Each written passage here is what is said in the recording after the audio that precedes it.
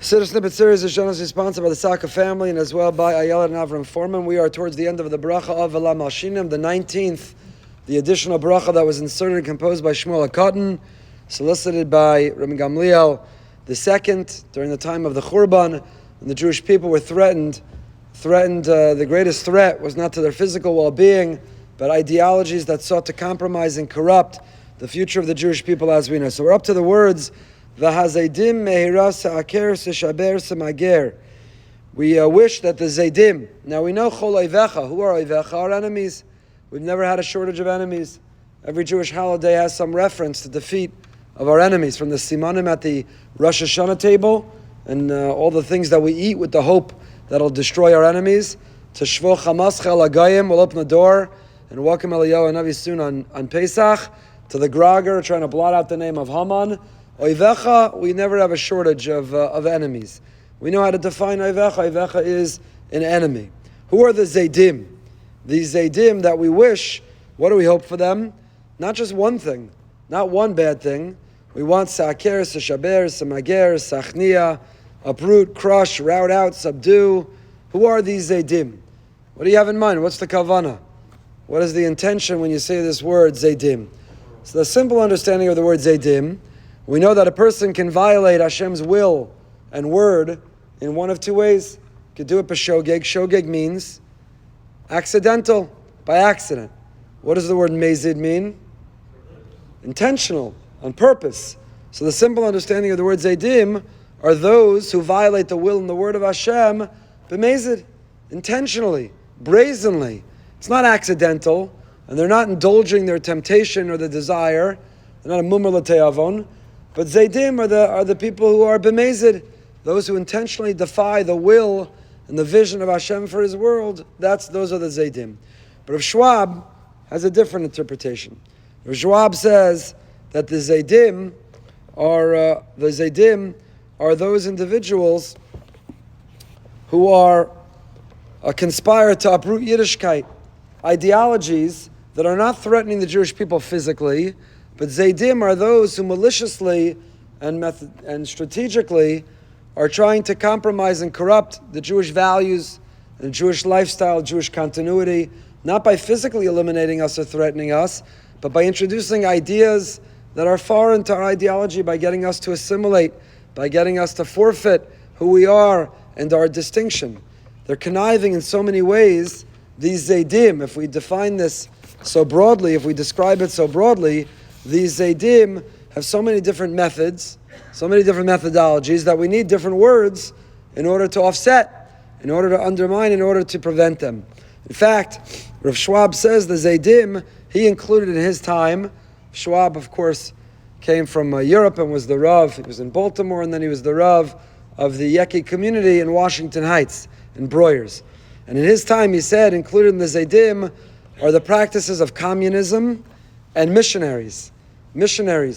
Communism, which was a danger and threat in his time, and the philosophy, the ideology of communism, if it would seep in to the Jewish people, and the work of missionaries who try to knock on the door literally, who try to insert themselves within the Jewish people and try to get us to abandon our fundamental beliefs. For Rav Schwab, they were who we should have in mind, the kavanah that we have. These are the Zaydim, and what's our wish? What do we want to have happen to them? These Zaydim, Sa'aker, Sa'shaber, Sa'mager, Sa'chnia. At least four separate things. We really want to wallop them. We really want to knock them out. We really want to prevent them and stop them.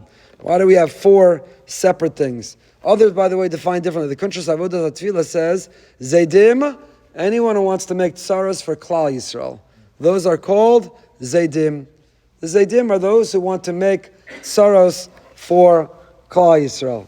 So what do we want to have happen? How do you define the differences? We don't have stam synonyms. We wouldn't waste our time by being repetitive or redundant, even though those are two synonyms that seem to say the same thing. So what do these words mean? Sa'aker, Sa'shaber, Sa'mager, Sa'chnia. So Sa'aker, says Rav Schwab, means to uproot. What do you do when you uproot something? It can't come back. If you cut some poison off, but you leave the root, that root can germinate, that root can return, the root can come back. So our tefillah is that any movement that's trying to undermine and corrupt any movement that's trying to take Jews away from Judaism should be uprooted. Not just it should be ineffective in the particular plan, but it should be entirely and utterly uprooted.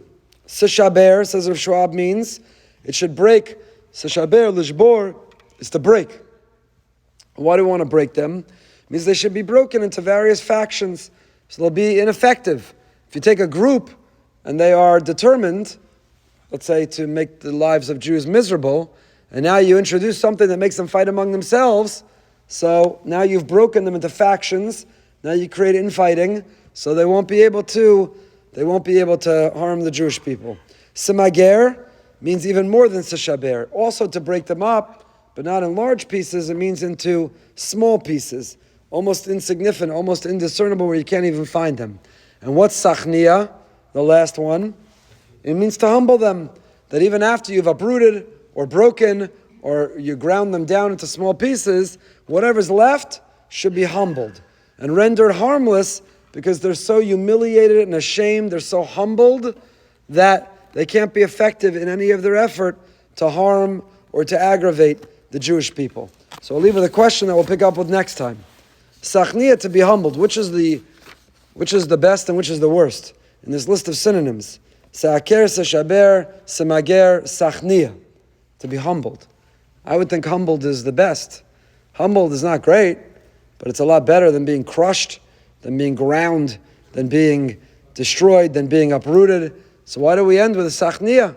First thing we should say is v'sachnia. Let them be humbled. If they're not humbled, destroy them, uproot them, knock them down, break them up, grind them up. Why is sachnia the last one? Why is it the very last one? We'll pick up with that, Amir Hashem, next time.